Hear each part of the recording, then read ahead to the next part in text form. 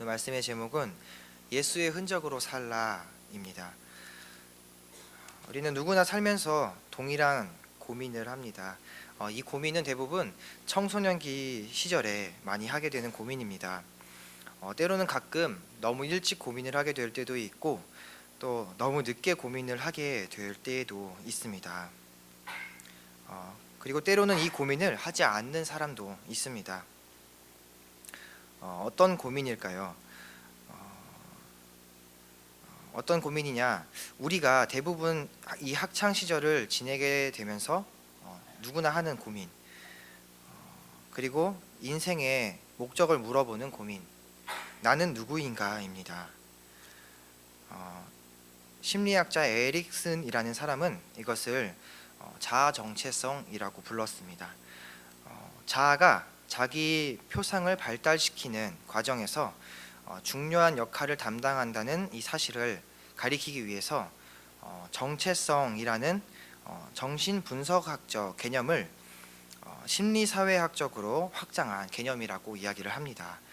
이 에릭슨이란 사람은 도대체 왜 이런 자아 정체성이라는 단어를 만들어냈고 또 이런 개념을 이렇게 이야기를 했을까요? 그만큼 많은 사람들이 나는 누구인가에 대해서 고민을 많이 하기 때문입니다. 실제로 요즘에 많은 사람들이 자신의 자아 정체성을 찾기 위해서 여러 가지 방법으로 시도를 하고 있습니다. 또 내가 어떤 사람인가, 나에게 어떤 가치가 있는가를 알아보기 위해서 여러 가지 방면으로 많은 노력도 하고 있습니다. 그렇게 여러 가지 노력들과 방법들을 통해서 자신의 가치를 알아가고 그리고 자신이 어떤 사람인지를 알아갑니다. 여러분은 자신의 정체성을 아는 것이 왜 중요하다고 생각하시나요? 사람들은 왜 그렇게 자신의 정체성을 찾으려고 애를 쓸까요? 인생의 목적이 달라지기 때문입니다. 자신의 정체성을 아는 사람과 알지 못하는 사람의 인생의 목적과 그리고 그 길을 걸어가는 것이 너무나도 다르기 때문입니다. 그렇게 인생의 자신의 정체성을 알고 살아가는 사람의 인생이 자신의 인생의 목적을 바르게 세우고 또 그 길을 바르게 걸어갈 수가 있기 때문입니다. 여러분은 어떤 사람인가요? 그리고 여러분은 누구인가요? 오늘 한 사람에 대해서 좀 알아보려고 합니다. 그런데 이 사람은 그 어떤 사람들보다도 자신의 정체성, 나는 누구인가, 나는 어떠한 사람인가 이것을 가장 잘 알고 있었던 사람입니다. 바로 사도 바울입니다. 오늘 바울에 대해서 잠깐 이야기를 하기 전에 오늘 읽은 말씀, 이 갈라디아서를 쓴 배경에 대해서 잠시 이야기하려고 합니다. 이 갈라디아서를 쓸 당시에는 많은 그리스도인들이 유대교를 그리고 유대계의 전통을 따르고 있었습니다. 그럼 유대계의 전통은 무엇인가? 당시에는 율법을 지키는 것을 강조했습니다. 그리고 율법을 잘 지켜야 구원을 얻을 수 있다라고 생각을 했습니다. 그리고 모세의 이야기에 그리고 하나님의 말씀에 할례를 행해야 또 구원을 얻을 수 있다라고 생각했습니다. 그래서 이것들을 많이 지켜야, 잘 지켜야지만 구원받을 수 있다라고 생각을 했습니다. 하나님 외에 다른 신을 섬기지 말고 우상을 만들어 섬기지 말고 부모를 공경하고 살인하지 말고 이러한 것들을 잘 지켜야, 율법을 잘 지켜야지만 구원을 받을 수 있다라고 생각했던 것입니다. 이렇게 생각하고 있는 갈라디아 사람들에게 이 바울은 사람의 행위가 아니라 오직 믿음으로 구원 얻을 수 있다라고 이 사람들에게 선포하고 있는 것이 바로 이 갈라디아서의 내용입니다. 그런데 이렇게 바울이 복음을 전하면서 많은 사람들에게 핍박을 받고 또 시련과 고난을 겪게 됩니다. 여기서 성경을 많이 읽어보신 분들은 이렇게 이야기할 수 있습니다. 갈라디아서에 있는 바울이 핍박을 당한 장면이 바울이 핍박을 당했다는 이러한 말이 없는데 바울이 핍박을 당했는지 안 했는지 어떻게 알 수 있습니까?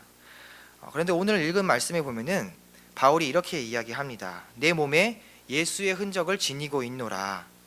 여기서 이 흔적이라는 단어를 원어인 헬라어로 찾아보게 되면 스티그마라고 이야기를 합니다. 그런데 이 스티그마는 기본어인 스티조, 이 스티조라는 단어가 찌르다 또는 꽂다라는 단어입니다. 이 단어에서 유래한 단어가 스티그마인데 이 스티그마라는 단어의 정확한 뜻은 구멍을 내다 또는 박다, 표시하다라는 이러한 뜻을 가지고 있습니다. 이 바울이 복음을 전하던 이 당시에는 노예 제도가 있었습니다. 그래서 노예를 사고 팔 수도 있었고 자신의 노예에게 내 노예다라는 표시를 또한 할 수가 있었습니다. 그리고 혹은 또 노예가 도망을 갔을 때 그 노예가 잘못을 저질렀을 때 남의 물건을 훔치거나 죄를 지었을 때에 그 노예에게 낙인을 찍는 그러한 또 관습이 있었습니다. 또 이 노예가 도망을 가거나 또 군인이 전쟁에서 비겁하게 도망을 갔을 때에 그리고 상관의 명령에 복종하지 않았을 때에 등등 이러한 경우에 낙인을 찍었습니다. 즉 그 당시에 이 스티그마라는 것은 굉장히 수치스럽고 부끄럽고 이런 것을 상징하는 표시였습니다. 그리고 그 스티그마, 낙인이 찍힌 이 사람은 아무짝에도 쓸모없는 사람이다라는 것을 또 나타내기도 했습니다. 이 노예나 범죄자들은 자신에게 있는 이 흔적, 이 낙인을 부끄럽게 여겼고 또 수치스럽게 여겼습니다. 이것이 다른 사람들에게 드러나는 것을 꺼려했습니다. 우리에게도 이러한 비슷한 모습이 있습니다. 우리는 아주 작은 흉터가 나거나 아니면 상처가 났을 때에 이것들을 남들에게 보여주고 싶지 않아 합니다. 특히 요즘 젊은 사람들이 더더욱 그렇습니다. 특히 얼굴에 여드름이 나거나 뾰루지가 났을 때에 이것을 가리기 위해서 또 그것을 남들에게 드러내지 않기 위해서 스티커 같은 것을 붙입니다. 물론 스티커를 붙이는 것에는 흉터가 나지 않기 위해서 상처가 빨리 회복되기 위해서 붙이는 것도 있지만 대부분의 사람들은 그것을 자신에게 있는 것을 남들에게 보여주고 싶지 않아서 그것을 가리는 것입니다. 이렇게 사람들은 자신에게 있는 상처나 흔적 이런 것들을 남들에게 보여주고 싶지 않아 합니다. 제가 이 이야기를 했는지는 잘 모르겠습니다만 제가 초등학교 시절에 손과 발에 사마귀가 많이 있었습니다. 그 중에서 가장 컸던 것은 오른손에 검지손가락 손톱 옆에 있었습니다. 그래서 이것을 제가 글씨를 쓸 때마다 이것이 보이는 것이 너무 부끄러워서 엄지손가락으로 이렇게 가리고 글씨를 썼던 그런 기억이 있습니다. 이것이 제가 원해서 얻은 것도 아니고 원치 않게 이것을 얻었는데도 불구하고 남들에게 이것이 드러나는 것이 제게 이것이 있다라는 것을 다른 사람이 아는 것이 부끄러웠고 또 수치스러웠습니다. 그런데 이 스티그마라는 것은 그런 것과는 차원이 다릅니다. 이 흔적이라는 것은 평생 자기 몸에 내가 어떤 사람인지를 그리고 내가 어떠한 존재인지를 어떻게 보면 나타낼 수 있는 그러한 흔적입니다. 그런데 이 사도 바울은 복음을 전하다가 자신의 몸에 새겨진 남아있는 이 흔적, 이 스티그마를 자랑스럽게 여겼어요. 그리고 이 바울은 이것을 수치스럽게 여기거나 부끄럽게 여기지 않았다라는 것입니다. 만약 이 바울이 자신에게 있는 이 흔적을 부끄럽게 여겼다라면은 이것을 스티그마라고 표현하지 않았을 것입니다. 오히려 바울은 자신에게 있는 이러한 흔적이 있는 것에 대해서 기뻐했고 또 자랑스럽게 여겼습니다. 바울은 어떻게 이렇게 자신에게 있는 흔적을 이 상처를 자랑스럽게 여길 수 있었을까요? 어떻게 남들은 부끄러워하고 감추려고 했던 이 흔적을 자랑스러워하고 또 기뻐할 수 있었을까요? 첫 번째로는 바울에게는 십자가라는 정체성이 있었기 때문입니다. 6장 14절 한번 같이 읽어보겠습니다. 6장 14절입니다. 함께 읽겠습니다. 시작.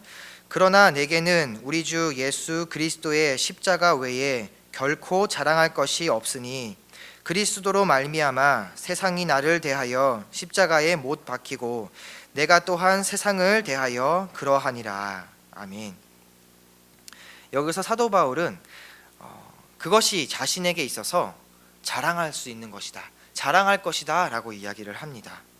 그리고 이 말은 즉 자신에게 있어서 십자가를 제외하면 자랑할 것이 없다 라고 이야기하고 있는 것입니다. 할례를 행하고 율법을 지킴으로써 구원받을 수 있다고 주장하는 이 유대인들에게 이 사도 바울은 이렇게 말하는 것입니다. 당신들이 말하는 그대로라면 인간의 열심과 노력으로 구원받을 수 있다라고 말하는 것입니다. 그러나 육체의 열심으로는 절대로 구원받을 수 없습니다. 이렇게 말하고 있는 것입니다. 이 사도 바울은 자신의 노력으로는 절대로 구원받을 수 없다라는 것을 알고 있었던 것입니다.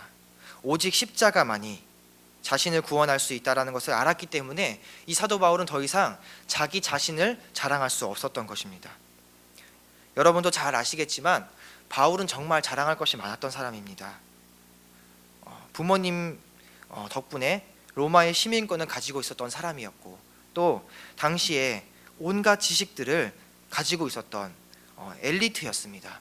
그런데 이러한 사람이 많은 사람들이 우러러 볼 수 있는 사람, 존경할 수 있을 만한 그러한 사람이었는데도 불구하고 자신의 있는 것을 자랑하지 않고 십자가를 자랑했습니다.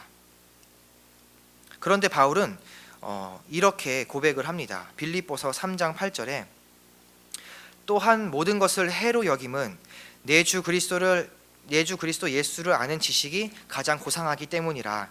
내가 그를 위하여 모든 것을 잃어버리고 배설물로 여김은 그리스도를 얻고 라고 이야기했습니다. 이 사도 바울은 자신이 가진 모든 것을 배설물로 여겼습니다. 그리고 예수 그리스도만이, 십자가만이 나를 구원할 수 있다라는 사실을 알았기 때문에 이렇게 내가 가진 모든 것을, 내가 가진 지식과 내가 가진 모든 것을 배설물로 여겼다라는 것입니다. 그래서 이 바울이 존재하는 이유, 이 바울이 자기가 살아가는 이유, 이것이 오직 자신을 구원한 십자가를 많은 사람들에게 전하는 일이었습니다. 많은 사람들이 교회에 열심히 다니고 또 열심히 봉사합니다. 그러나 그렇게 열심히 할 수 있었던 것이 우리에게 그리스도의 흔적이, 우리가 열심히 하기 때문에, 내가 열심히 신앙생활하고 열심히 봉사하기 때문에 우리에게 그리스도의 흔적이 있는 것이 아닙니다. 우리가 태어나기도 전에, 온 세상을 하나님께서 창조하시기도 전에 우리를 택하셨고 또 우리를 불러주셨습니다. 그리고 우리를 예수님께서 우리를 위해서 십자가에 죽으셨고, 그 십자가는 이제 바울의 흔적뿐만 아니라 저와 여러분의 흔적이 된 것입니다. 바울이 그랬듯이 저와 여러분에도 그 십자가가 있고 그 십자가의 흔적을 가지고 있다라는 것을 기억하셨으면 좋겠습니다. 둘째로 바울에게는 성령이라는 정체성이 있었습니다. 로마서 8장 15절에서 16절 함께 찾아보겠습니다. 로마서 18장 15절에서 16절입니다.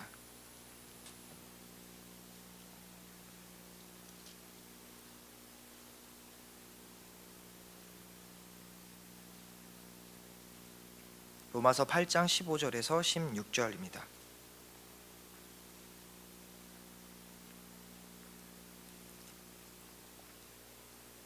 (15절에서 16절) 함께 읽겠습니다. 시작. 너희는 다시 무서워하는 종의 영을 받지 아니하고 양자의 영을 받았으므로 우리가 아빠 아버지라고 부르짖느니라. 성령이 친히 우리의 영과 더불어 우리가 하나님의 자녀인 것을 증언하시나니. 아멘. 이 15절 16절에 보면은 너희는 다시 무서워하는 종의 영을 받지 아니하고 양자의 영을 받았으므로 라고 이야기합니다. 성령이 무엇입니까? 바로 이 양자의 영, 아버지의 영, 성령이 바로 그분입니다. 태초부터 하나님과 함께 계셨던 분, 그리고 성부와 성자와 함께 참되고 영원하신 하나님, 그 성령님이 우리 안에 계신다라는 것입니다. 그리고 이 예수님께서 죽으시면서부터 하늘로 올라가실 때 우리에게 보내주시기로 약속한 그분이 바로 성령님이십니다. 바울은 복음을 전하면서 매를 맞기도 하고 조롱을 당하기도 했습니다. 그리고 계속해서 복음을 전했습니다. 바울뿐만 아니라 많은 목사님들과 많은 선교사님들이 핍박을 당하면서도, 어려운 고난과 핍박의 상황 속에서도 굳건하게 그리고 당당하게 복음을 전했습니다. 그렇게 할 수 있었던 것은 그분들의 마음속에, 그들의 속에 성령이 계셨기 때문입니다. 그렇기 때문에 담대할 수 있었던 것입니다. 내 안에 성령이 계시는 것이 하나님이 자신을 택한 저와 여러분을 택한 증거이기 때문에 항상 담대할 수 있고 또 기뻐할 수 있었던 것입니다. 바울에게도 이 성령이 계시듯이 저와 여러분 안에도 성령님이 계십니다. 그것을 알 수 있는 것이 바로 우리가 이 시간 하나님을 알고 그리고 이 자리에 나와서 주님 앞에 예배할 수 있다는 것이 바로 그 증거입니다. 그분의 아들, 하나님의 아들이신 예수 그리스도가 우리를 위해서 십자가에 죽으셨다는 것을 믿을 수 있는 것, 그리고 이것이 믿어진다는 것, 이것이 바로 저와 여러분 안에 성령이 계신다라는 증거입니다. 이 사실을 믿는 것 자체가 우리가 할 수 있는 것이 아닙니다. 믿지 않는 사람들에게 우리가 아무리 논리적으로 성령을 이야기하고 예수 그리스도를 이야기하고 하나님의 존재를 이야기해도 그들은 하나님을 알지 못합니다. 그런데 우리가 이렇게 자연스럽게 하나님을 믿을 수 있다라는 것, 우리가 하나님 앞에 예배할 수 있다라는 것이 바로 우리가 우리 안에 성령이 계시다라는 것입니다. 말씀을 마치겠습니다. 바울이 자신에게 예수의 흔적이 있다라고 이렇게 당당하게 말하면서 또 실제로 예수의 흔적으로 복음을 전하면서 그 핍박과 고난 속에서도 복음을 전할 수 있었던 것은 이 바울 안에 십자가와 성령이 있었기 때문입니다. 저와 여러분에게는 이미 이 바울에게도 있는 십자가와 성령, 이 예수의 흔적이 우리에게도 이미 있습니다. 여러분 안에 십자가와 성령이 있다라는 말입니다. 이것을 아는 것과 모르는 것에는 정말 너무나 큰 차이가 있습니다. 아까 제가 앞에 설교 앞에서 말씀드렸듯이 자신의 정체성, 내가 누구인가, 내가 어떤 사람인가를 알고 모르는 것은 큰 차이가 있다라고 이야기했습니다. 그런 것처럼 우리가 신앙생활을 하지만 우리가 하나님을 알지만 내 안에 십자가와 내 안에 성령이 있다라는 것을 아는 것과 알지 못하는 것에는 너무나 큰 차이가 있습니다. 우리에게는 십자가와 성령이 있습니다. 이것을 우리가 안다면, 지금부터라도 우리가 알았다면, 내가 구원받았다는 증거가 내 안에 있다라는 것을 알았다면 우리는 기뻐할 수 있습니다. 우리는 담대할 수가 있습니다. 혹시나 그런 일이 없겠지만 내가 천국에 가기 싫다고 하더라도 우리는 천국에 갈 수밖에 없습니다. 왜냐하면 하나님께서 우리의 구원을 확정하셨기 때문입니다. 하나님이 우리를 선택하셨고 우리를 구원하시기로 약속하셨기 때문에 우리의 구원은 절대로 취소되지 않습니다. 우리가 예수의 흔적을 가진 사람으로서, 예수의 흔적인 십자가와 성령을 가진 사람으로서 하나님의 자녀라는 것을 부끄러워하지 않고 항상 담대하게, 그리고 바울처럼 나에게 예수 그리스도의 흔적이 있다라는 것을 기뻐하면서 살아가는 저와 여러분 되시기를 예수 그리스도의 이름으로 축복합니다.